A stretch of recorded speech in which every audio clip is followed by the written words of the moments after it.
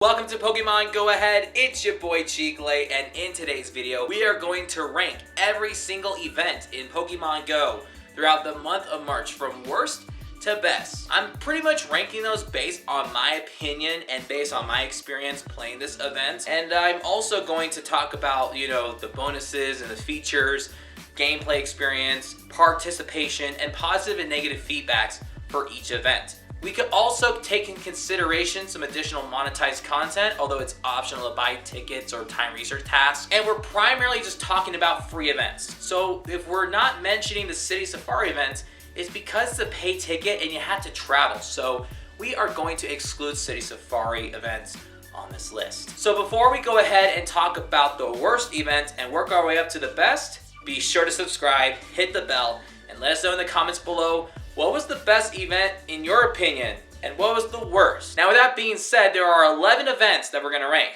and we're going to start off with number 11. Starting off with number 11, in my opinion, the worst event of the month of March is Mega Absol Raid Day. This was the most underwhelming raid day in a while. When I thought Hoopa Unbound was the worst, oh my god. First of all, can we mention that Mega Absol has been a Mega since 2021 of October, so pretty much almost like 3.5 years by now. Also, Absol is a perma boosted shiny, so why are we shiny hunting for Absol? Yeah, y'all saw that short, okay? Don't come at me in the comments for that. And although Brutal Swing would make it a lot better as a dark type attacker, it was how we had to get it, which was very obnoxious. If you didn't know, there was a blog post that said that if you catch an Absol with Brutal Swing during the event is how you get it. And then after the event, it will have Brutal Swing moving forward. Then they decided to change it days later, before the event started, saying that you have to use an Elite Charge TM. Also, when it comes to participation, not only trainers did not want to buy $5 tickets to do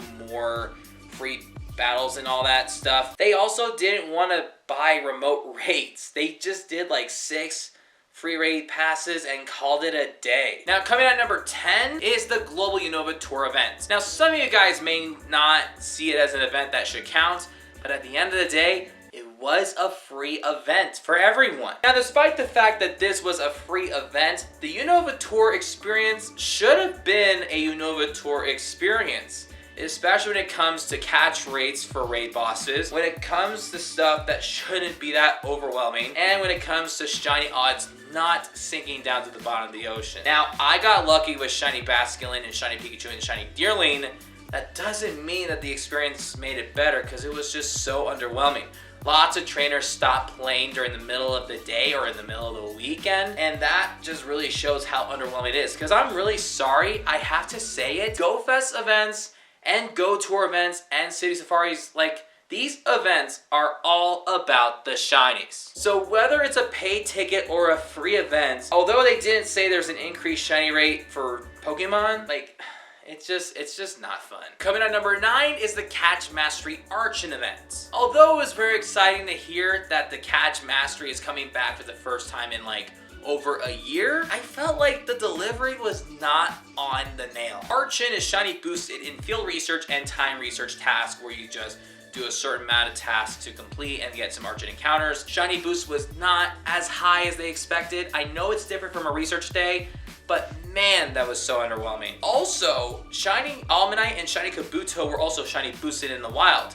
So the fact that Niantic support had to publicly say that they forgot to turn on the shiny boost for both those fossil Pokemon in earlier time zones, you know it's gonna be really bad. Yes, there was that make-up time research, but like, we just caught like 10 more Kabuto and 10 more Kabuto, and we called it a night. I don't think anyone got a shiny from those research. Coming at number 8 is Dynamax Raikou Max Battle Weekend. Let me just be honest with you guys. I felt like this event could have been a little bit shorter, which is very weird to say. Now, yes, I understand it's not a Gigantamax Pokemon, so you could definitely have a group of 4 and just do as many as you want. And it's just very convenient for other trainers, because then you can just do as much as you can on a certain time. Why would it be super long, and yet it's so limited on how much max particles you can use without spending money on particle packs? Now, I was out that weekend doing some Dynamax Raikou battles, and I had no problem. There was somebody that got a shiny. I'm really happy for that person. She was very lucky.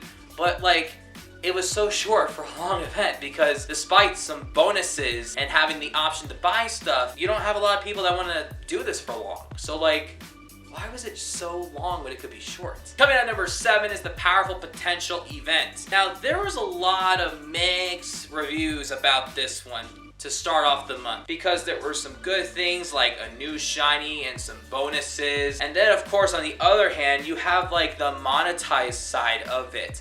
And then also there's this organization of the G-Max Pokemon. Now, listen, I thought adding the G-Max starters was a great move. We were struggling back in September, and I'm really glad trainers had a second chance of getting those. I even got a shiny 98% IV G-Max Charizard. But what was so discouraging is that, one, there weren't any bonuses that were gonna help you get some increased max particle usage or gain to collect more. Like, you don't get to collect 800. Like, I don't know why they didn't include those bonuses. As a matter of fact, I felt like the Powerful Potential events and the features of those Gigantamax starters should have been separate events of their own. Because if they were separate, we would have had more bonuses for that event. And I think that was the reason why they just put it all in one. However, there was another good thing. There was a new shiny and a new Pokemon Go debut, which is Cubfu as a Dynamax Pokemon and later on evolving to Urshifu. Also, shiny Charcadet in 2, 5, 7, and 10 kilometer eggs. That was a good move. But seeing how many trainers were just hatching shiny Charcadets, you could tell that it was a really great way to like take advantage. Also, that time research where you can just try to change the bonus from 1/2 to 1/4 egg hatch distance. That was something new and I really like that. Overall, it's a little mix of this and that, the good and the bad, so I thought I'd play it safe and just put it in the middle. Coming at number 6 is the Fuzzy Buddy Research Day. This was the most recent weekend event that we had a couple days ago, featuring little bears that can be shiny in field research task and time research task. Like, it was really fun. I would have considered putting this on the top 3. However, I ranked it down to 6 because of one major flaw. You see, this research day was also scheduled at the same time as the Bug Out event. And so there were some field research tasks to get encounters with Wormpole, Combee, Venipede, and Sizzlipede. And then of course there were some Scatterbug, Candy encounters, and Mega Evolution for bug types. The research for that Bug Out event was good. However, if there was a research day for 3 hours, you should probably turn those off and exclusively give guaranteed encounters for the Fuzzy Buddy research stuff only. If 1/3 of the research tasks are all Bug Out, is it really a research day? Now, I will say I can't complain about it too much. I think it could be constructive criticism to just maybe consider it to simply change it to just guaranteed encounters. So I feel like that could be an easy fix, so I'm not going to be too harsh about it. Everyone was having some good shiny luck, honestly. Like, it was really great. And this is a time research that people would definitely pay $2 for because you get one time research, and then when you complete that, you get recycled another one and you get to choose another Pokemon or a same one. So it's like $1 per time research in a way. Coming at number 5 is the Bug Out 2025 event. We get the Bug Out event every single year, and you know when there are some bug types, you know it's gonna be super good.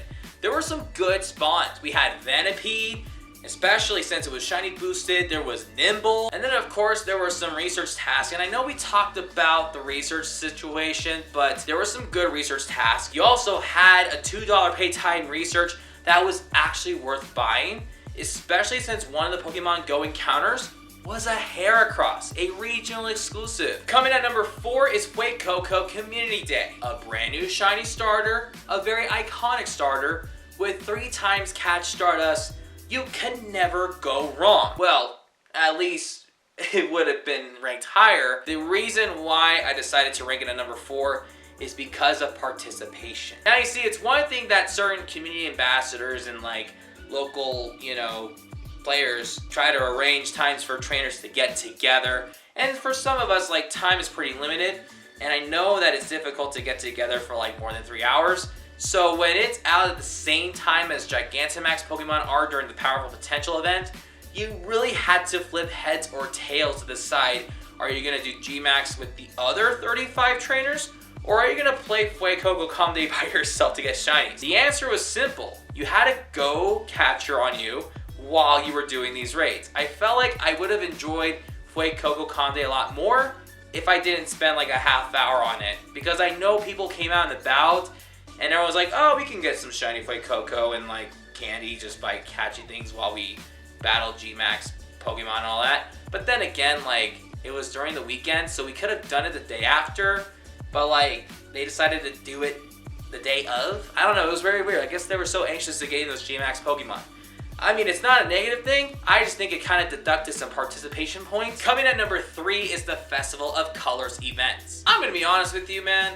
I knew that shiny Broxfish is like not a shiny that everyone wants to go after, but after hearing that it was secretly shiny boosted in research, yeah, now you're changing your mind. I got at least one shiny Broxfish. I know a lot of people don't get the shiny, but like, I'm really surprised about the shiny odds from this thing. Like, I can't say that it, like, I can confirm or deny if it has shiny odds, but it felt like it was shiny boosted secretly during that event. Also, you know it's a good event when shiny Smeargle comes back. So when a shiny gets unlocked, you get a chance to take some snapshots and get a shiny. Now, I didn't get a shiny this year, but I was really happy to hear some trainers that didn't get shiny Smeargle get a shiny Smeargle. I thought the bonuses were good, and I noticed that some trainers did buy the $2 pay time ticket because of how many Bruxish encounters you get. So if you got a shiny from that, then you are super lucky. And one last factor, Pikachu with the Kurta was the most participated remote raid Pokemon in a while. It's considered rare because it's exclusively in India, because I guess the Festival of Colors is based off an Indian holiday or celebration. So trainers were just highly requesting to share trainer codes to trainers in India to get a Pikachu with a Kurta or even a shiny if you were lucky. Coming at number 2 is the Totodile Community Day Classic. I could think of a couple reasons why this was a fun community day and why everyone really wanted to participate during this. Number 1, Totodile was recently announced to be one of the 3 starters in Pokemon Legends ZA on the Switch. Reason number 2, there was a bonus where we could be able to hatch eggs a lot easier, which is the 1/4 egg hatch distance, and it also benefit another event that we haven't talked about yet. And number 3 is pretty straightforward. Totodile is a very iconic starter. Overall, I thought this was like more participation than the POGO Conde. That's probably because there wasn't any G-Max Pokemon around that weekend during the Totodile Conde. Now folks, again, this was super difficult to rank because again, there were so many events just like overlapping each other. It could be overwhelming, it could be stressful, it could be difficult to decide if you want to do this event or that event, or if you just wanted to just take a break. But I felt like this event helped benefit the Totodile Community Day Classic in a way. And I also thought there were some positive thoughts about this event, and I thought there was more participation than the Festival of Colors and the Powerful Potential and the Bug Out events. And I also thought this event was a great theme for the Might and Mastery season. Ladies and gentlemen, the number 1 event, in my opinion, for the month of March in Pokemon Go is the Deep Depths event. You may be surprised that this was my pick, but here are a couple reasons why it is. Reason number 1, we had a debut of a Pokemon called Nickit, which is pretty awesome. Reason number 2, any event featuring a shiny boosted Pokemon is always awesome. Yes, I know there was like more than one event featuring shiny boosted Pokemon for regular in-game events, such as the Bug Out event featuring like shiny Venipede and Wurmple, but I feel like Wurmple's already common and people got a lot of shiny of those. But there was a shiny that was a good one to be shiny boosted, and it was shiny Clauncher. Not only that the shiny looks super cool, it is not an easy shiny to get, and the fact that trainers were willing to buy a $2 pay time research to do some encounters with this, oh, it's great. I also got a shiny and it was a 96. Also, the egg hatch distance bonus and the 7-kilometer eggs was also another big factor of the Deep Depths events. There was Galarian Corsola, there was Clauncher, there was Pawniard, and there was Nickit. And that was it. There was a 1/2 egg hatch distance bonus, but during the Totodile Conde, you know, like the 1/4 egg hatch distance, while we were walking around catching Totodile, we were secretly walking around to get those 7-kilometer eggs to hatch because of the community day. So this was the only occasion where there are some events that help benefit when it comes to bonuses and overlap. It was perfect. Now, ladies and gentlemen, there are some things that you might agree or disagree on this list, but I have to say this was super difficult to narrow down because of how much content there is. And I think April is going to be just as difficult because during this entire season, there are so many weekends that are just completely booked. So I'm going to really try to be super judgmental when it comes to all the other events happening in April. And also, be sure to enjoy some of our Pokemon Go adventures we had during the month. You can check out some videos by checking out the playlist or just subscribing or hitting the notification bells, because if there's more adventures, you have to be the first to check those videos out. That's all the time we have. We'll see you next time. Peace out.